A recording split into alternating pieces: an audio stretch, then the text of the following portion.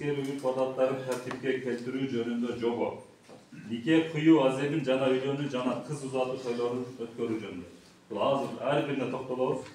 Үйлөнүү тою өз ыктыярлары менен эки тараптын кудалар эсебинен 200 адамга чейинки банкеттик кече же конок тосуу менен салттуу той формасында өткөрүлөт жана ысырапкерчиликке жол берилбейт. Элге той берүүдө бир баш майда жандык союлуп, чакырылган коноктор гана келип катышып кетишет.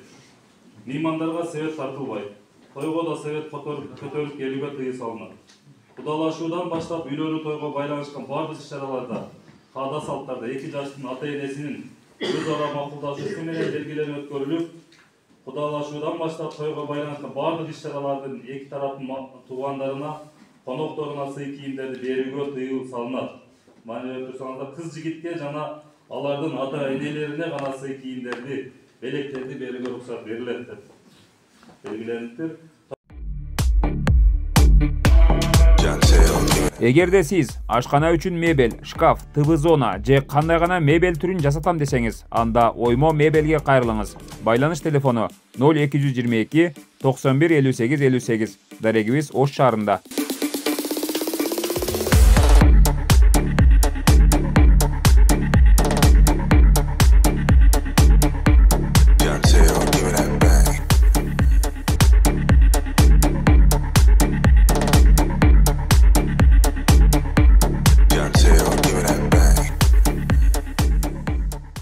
Тойдон кийинки салттык отко кирүү, кыз көрдүү, төркүлөтүү жана башка ушул сыяктуу кечелер өз ыктыярлары менен эки куданын үй бүлөсү арасында 12ден ашпаган адамдын катышуусунда өткөрүлөт деп турат.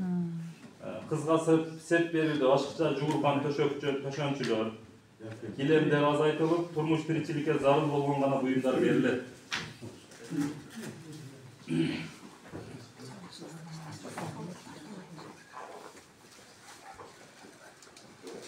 Башка улуттарда кыз узатууда 10-15ден ашык түрдүү кийим кече, күйөө баласын 40 күн багуу, ар майрам сайын күйөө балага баалуу белектерди берүү сыяктуу салттар ысырапкерчилик жана ашыкча чыгым катары эсептелинет.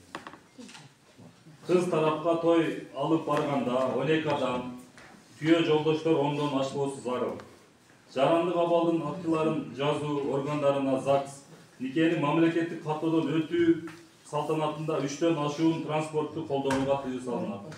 Бул жерде жанагы немелер боюнча, коттедждер боюнча айтылып атат, коттедждер боюнча. Жарандык абалдын актыларын жазуу органдарында, никени мамлекеттик каттоодон өтүү салтанатында бул айтылыптыр, кызга калың берүү эки тараптын макулдашуусу менен ишке ашырылат. Тойлор жана ырым-жырымдар дем алыш күндөрү саат 10дон кечки саат 11ге чейин, ал эми жумуш күндөрү саат 6дан кечки 11ге чейинки мезгилде ичимдиксиз өткөрүлүп 4 сааттан ашпоого тийиш. Айрым улуттарда кабыл алынган салт боюнча той, ырым-жырымдарды өткөрүү саат 7ден 10го чейин сунушталсын. Эки жашка молдо тарабынан нике кыюуга мамлекеттик каттоодон нике күбөлүгү алгандан кийин гана, өткөндөн кийин гана уруксат берилсин. Экинчи, сөөк коюуга, аза күтүүгө байланыштуу ырым-жырымдар, жанга соопту кайыр садага, аш түлөө берүүнүн салттык тартиптери. Сөөк коюуда маркум менен коштошулган азага келүүчүлөрдүн жаназага окууга катышуучулардын саны чектелбейт. Маркумду акыркы сапарга узатуу ар бир айылдын улуттук диндик өзгөчөлүгү эске алынып, ушул жобонун негизинде жүргүзүлөт. Маркумду акыркы сапарга узатуу жол жобосу маркумдун урук туугандарына, куда сөөктөрүнө, карым-катнаш адамдарына кабарлоо, аларды тосууну жайгаштырууну, кайра узатууну уюштуруу, сөөктү коюу күнүн убактысын белгилеп жана маркумдун жайын каздыруу жагы айыл аксакалдар кеңешинин жетекчиси, айыл башчысы, имам, көчө комитетинин кеңешинин жетекчилиги аркылуу аныкталып уюштурулат. Сөөк коюу жана аза күтүү ырым-жырымы болуп жаткан ири бодомал, жылкы союуга тыюу салынат. Аза жайда союш союп, ый дастарконду уюштуруп, тамактанууга уруксат берилбесин.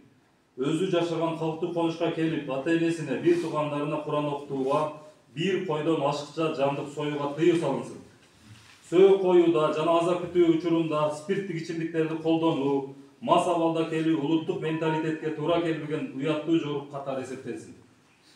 Сөөк коюуда жана аза күтүүдө, кийик кийгизүүдө баш кийим, чепкен, көйлөк кийгизүү жана башка ушул сыяктуу маркум өткөн жерде жыртыш айырууга, майда барат уюмдарды самын, жип, чай, чыны, табак, дастаркон берүүгө, уруу акча берүүгө, таратууга тыюу салынсын.